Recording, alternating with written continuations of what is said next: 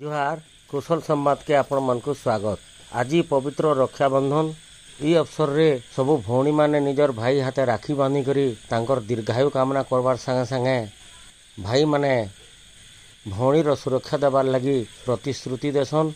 प्रति वर्ष भली ई वर्ष भी हेन्ता राखी पूर्णिमा महाहर्ष और उल्लास रे सोहला स्थित प्रजापिता ब्रह्मकुमारी ईश्वरीय विश्वविद्यालय रे अनुष्ठित हो जाइए। ई अवसर रे एक साधारण सभा राजयोगिनी बिंदु भौणींकर अध्यक्षतार अनुष्ठित होता। इस सभारे सोहलार जनाशुना अवसर प्राप्त डाक्टर तथा समाजसेवी शिशिर कुमार साहू मुख्य अतिथि भाव जोग देते।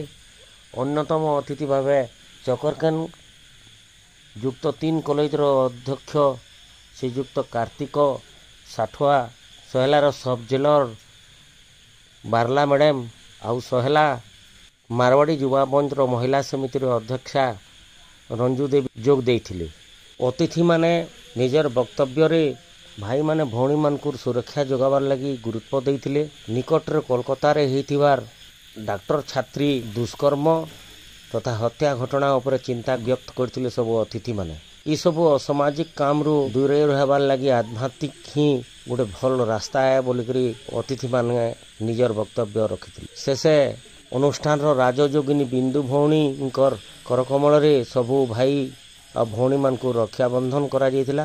तार संगे मिष्टान्न भी बंटन करा जायतिला। एंता भल भल खबर देखबार लगी आमर कुशल संवाद यूट्यूब चैनल के सब्सक्राइब करुन, लाइक शेयर आउ कमेंट करुन। आपण मानकर टिके भी सहायता हमको सफलतार शीर्ष के पहुंचाबा एथिरे संदेह नेन। आसुन देखमा पूरा रिपोर्ट।